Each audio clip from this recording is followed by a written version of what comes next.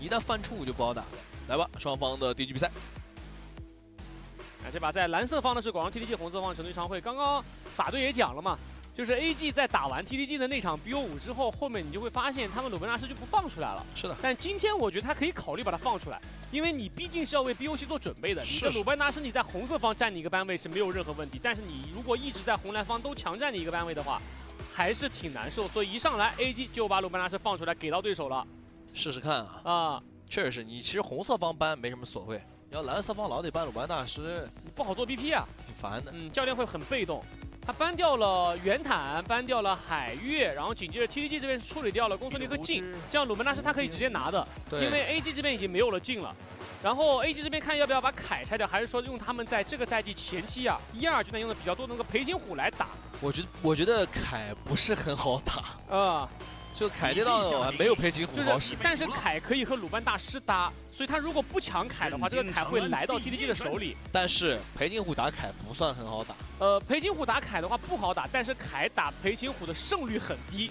在这个赛季前2个阶段，当时凯打裴擒虎做了一个数据统计，胜率只有30%左右。是的，就是打虎英雄胜率并不高，反而像橘右京这些英雄打裴擒虎的胜率会比较高。他根上还是得刷起来。对，但是其实对于嘉欣来讲，这个英雄确实适合他。就他经历了这个1个赛季或者说2个赛季之后，他慢慢被调成了这个形状。他现在这个形状就属于那种我给你爆了的形状。那九哲教练他是这个要求，但是他给你爆了之后，凯这个英雄他好就好在爆了也有肉度，对，只要一开大自己加1000块钱，你怎么弄？那这个赛季的父子组合在广州 TTG 的手中是7战7胜100%的胜率，然后紧接着而且还配到了凯在嘉欣的手中这个赛季是11战7胜，然后 AG 的话拿到了裴擒虎，也选择到狄仁杰，就在下路做双人组对线，但是并没有出杨玉环和墨子也和廉颇，而是先拿了不知火舞去跟裴擒虎做搭子。是的，这样 AG 还有一个边路的狂铁，看 TTG 会不会放给他。看一下班位上搬掉了海月，搬掉了嫦娥来给火舞做环境。王昭君。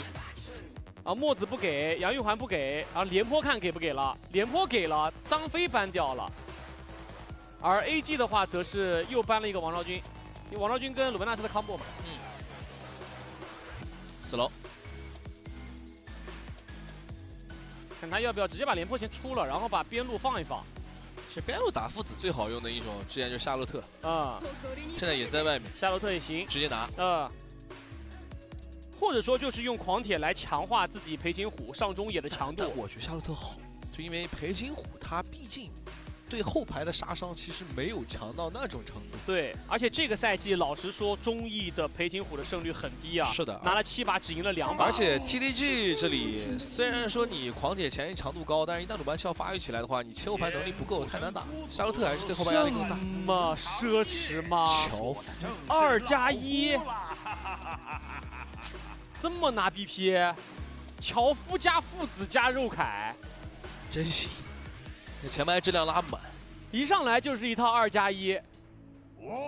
今天 TTG 火力全开啊！是的，廉颇，没问题，一个冲鲁班的标志性阵容。因为你这个阵容的话，原本刚刚李九说的是夏洛特，我这个英雄其实在边线上，目前来看 TTG 这边其实比较难处理我了，对吧？你如果要处理的话，你可能就是一个司空阵过来在上路跟我打对位。是的，但是他直接做了个樵夫出来，让你夏洛特在分带上你很难打。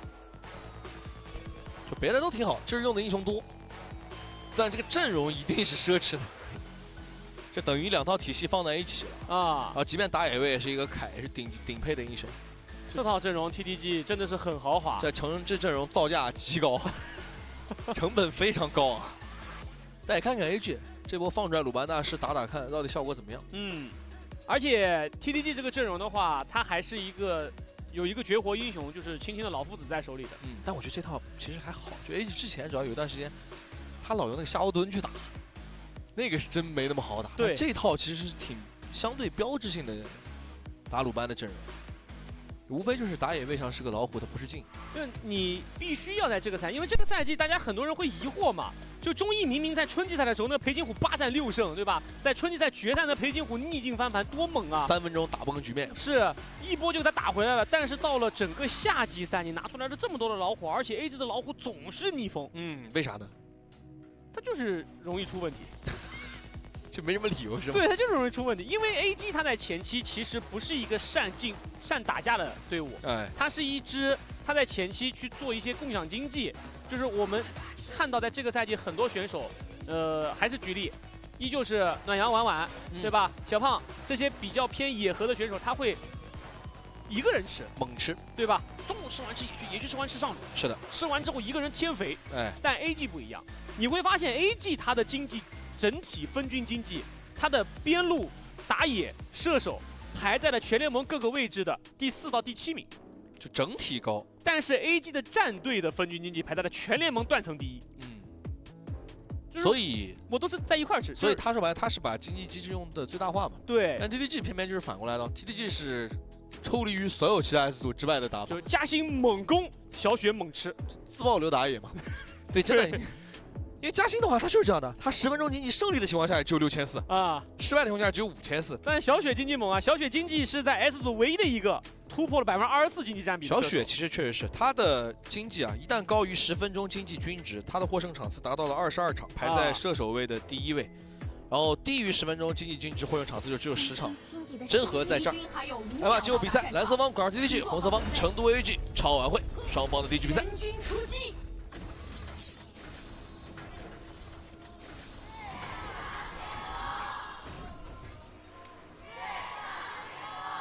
回应读者的期盼。一上来是一个常规对线，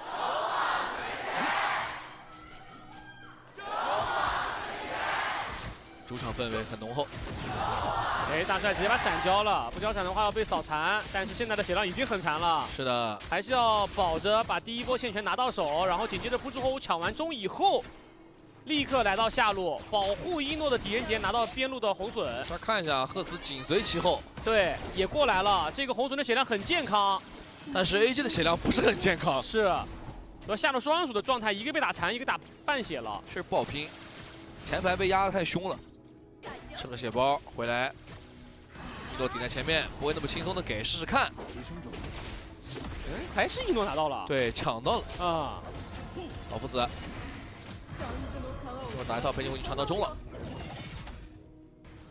其实两支队伍的风格还是有点不同的，就是他们的根儿上就是打野跟射手的这种打法不一样，这个大家也都比较熟悉。就一诺这里的话，他的分均经济是723，在胜利的情况下，他的射辅清净率是40.4%，是正常的情况。但是在 TTG 这里，它是超乎寻常的高，783的 GPM， 射辅清净率能达到47.4%，那快要50%了。是的，非常夸张。黏住。老虎这波直接被打残，啊，嘉兴贴上去。刚刚我们看到两支队伍的一血率也完全不一样啊。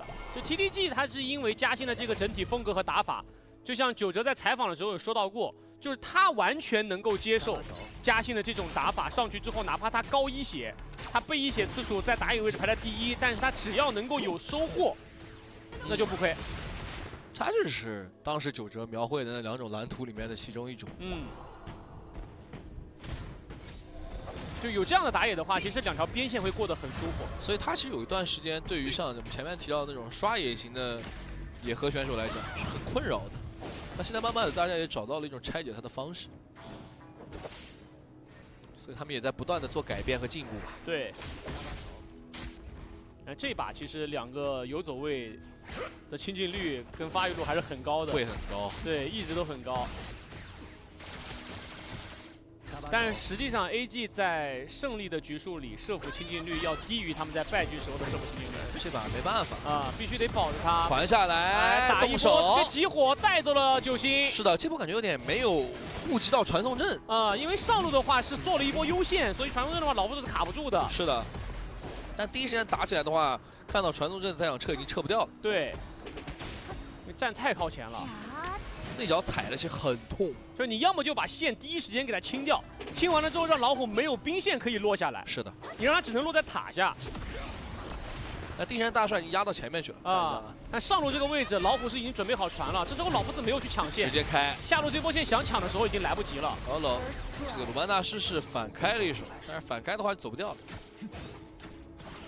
这波应该是全图调配没有沟通好，对，因为上半图你没有去做这种线权的逼抢。你是让老夫子一个人在下路吃塔刀的嘛。是的，看一下，这是 AG 的一血胜率66.67%，这是2/2。TDG 现在没拿到一血，他的非血胜率是55%，其实都不低啊。这两个队伍非血率都是联盟第1和第2。对，但 AG 的非血胜率太高。AG 是少数一血胜率没有非血胜率高的队伍。但是 TDG 这个非血胜率已经很高了，第一条暴君还是被 AG 给拿到了。非血胜率能过50，就其实是一个很恐怖的数字。对。这赛季有大部分的队伍非血胜率就在30出头。那补刀这一块的话，青青并没有落下啊，18刀。整体补刀数大家差不多，除了打野位。但经济上的话，又是团队经济的问题。AG 还是领先，直接开没中，侧面老虎来了。不过鲁班纳是掩护着鲁班7号，也不是很怕，但是这波跳上去之后就不好拉了，因为出现个不知火舞，凯过来开启大招往上追2个人，继续砍，火舞拉扯开来，交出闪现，双闪全逼，那嘉欣就可以退回来了。这波已经很赚了，逼了双 C 的双闪。看这波一下子大家基本上都没闪，这小雪这里的闪留技还比较宝贵。对，开团手的闪基本都没了。老夫子那里的话，青青暂时开不到大团。AG 的战术逻辑还是打小雪。刚刚李九说了那么一长串关于他的经济占比、他的射辅清净率，其实变相最后一句话就是小雪优了就能赢。他的根儿上就是我把你的打野爆了，然后把我的射手做优了，所以你切不了我的射手，我的射手能力也很强。所以 AG 就很直接，我不管你打野是不是把我打野爆了，我先把你要保的这个人给他打爆了。所以 AG 的实力，大家就拼射手看吧。就一诺这赛季确实整体在经济量上其实拿的不算多的。这一波动手过来集火，再开还是倒，根本没办法。但是中路一波单杀，嘉欣带走了一诺。这是压到塔前面被藏草的追了一路吧，应该，然后手头没闪跑不掉。因为那个线是已经在塔下了。对，而且不然不可能杀得了。对。而且这波一诺是没闪的，因为前一波在下路的 L 草，嘉欣逼出了一诺和长城的闪现。对的。然后这一波在压中的过程当中，被嘉欣的凯粘上就走不了了。然后上路老夫子带了波1塔，青青在上路还是过得很舒服的。这个重点是在于，其实小雪这个点掉不掉是最关键，就抓到别人都还好。就是鲁班纳是你尽情的去死，鲁班7号不死就好。然后在 AG 这里，其实最重要的几个点反而现在是上野。其实一诺这里不是最根本的，因为这个阵容狄仁杰其实那张黄牌比较重要。他自身也不是那个切后排的点。就是在集火人的时候，他这张黄牌要给到那个被集火的目标。对的，打鲁班7号什么的太难了，他直接大招胡到鲁班7号，那就属于高光操作。就是你在 TDG 如果优势压制 AG 防御塔的时候，你这张黄牌如果命中到鲁班7号就有机会。又来了。进野区就是这种跟你进来爆的情况，但是 AG 不管，AG 直接推中了，把中一塔拔掉，反进，然后进这波红，而老夫子不在，但大乔有大招可以把人给传下来，先给新招之剑，大招灌进去，大帅先拍一波，然后退回来，夏洛特七星光芒剑滑到了塔下，2技能再接一个一血光三角剑收掉了赫兹，还能拉开塔，还有半血可以走，哦呦，很潇洒。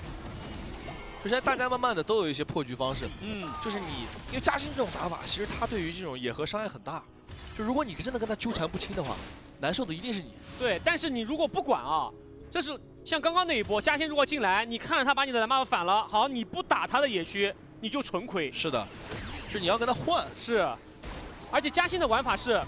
他可以不吃自己的资源，他去吃你的资源，但是他自己的资源一定是会给到小雪的。他是这样的，就嘉欣呢，你去看他一个数据啊，叫高于10分钟经济均值的时候，下路打起来了，一套控一波，那这波是走不了，因为裴金5家不知火的爆发太高了。没错，带走了青青，节奏被开了。就是他高于10分钟经济均值的时候，胜率是80%，这个数字看起来很恐怖吧？但你不要被骗了，实际上他在这种情况下获胜场次只有4次，就是他基本上赢的很多，但他经济都不高。对，就经济对他不重要，只是个数字。赢的局经济反而是低的。对的，就是吃过好的，但是吃的少，他不用非要吃那么多，不需要。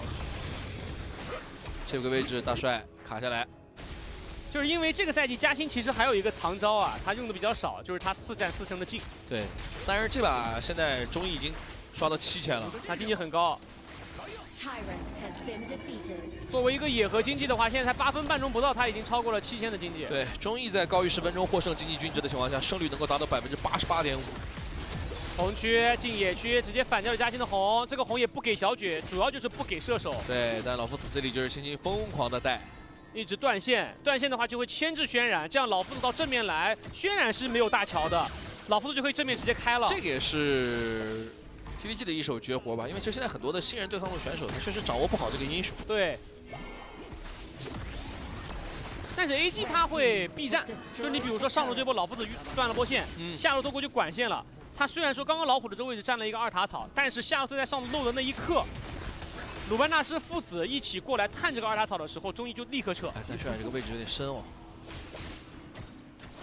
我觉得下路地线没漏，这时候漏了。老夫子过来，那位置全明，有圈能走。对，轩辕上路也赶紧往后退。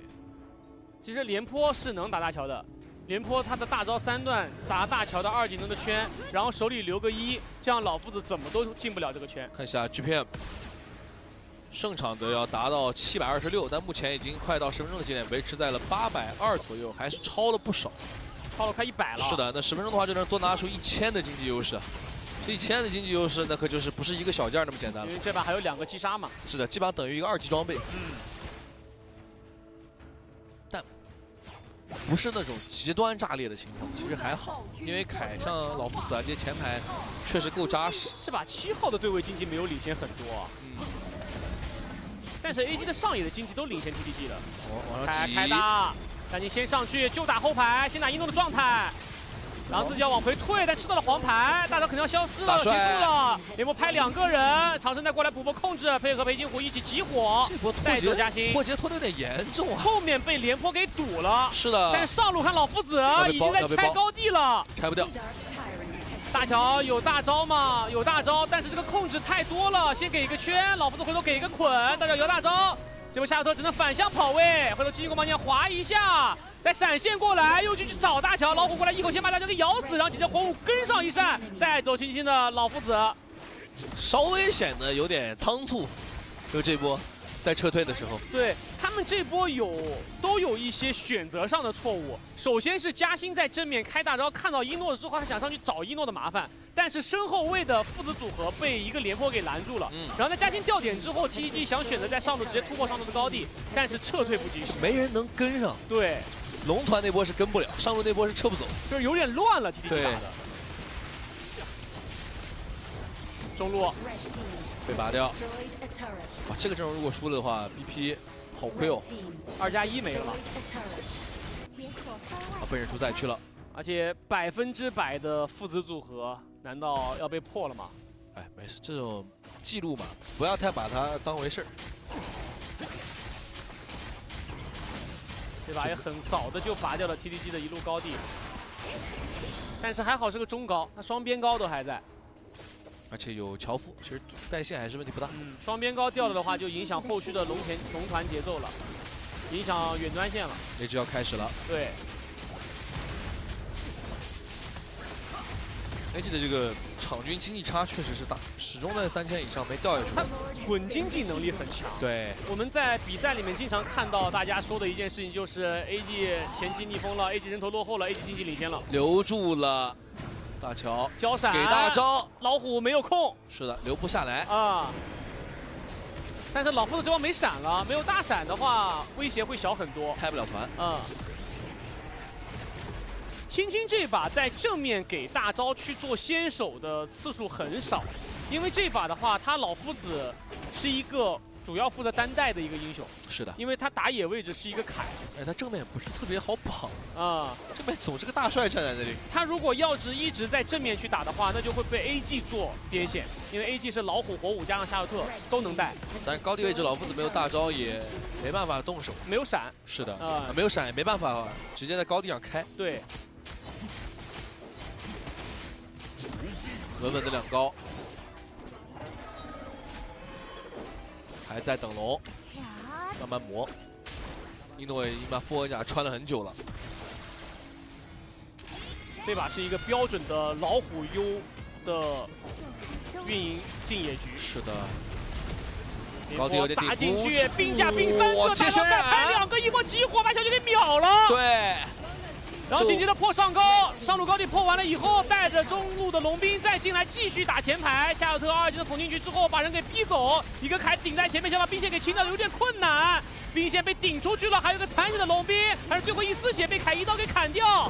在这个位置打出了一个复活，站起来还能继续输出，敌人依旧没有倒。鲁本拉斯和老夫子双双阵亡，夏洛特进攻门将没有划死凯，但是没有关系，林峰依旧在这个地方把人给堵住。只要没有鲁班7号的团战，确实打不赢。兵线往里走，裴定虎扑一口，再秒一个兵线进来。来了，我们恭喜成都 AG 超玩会。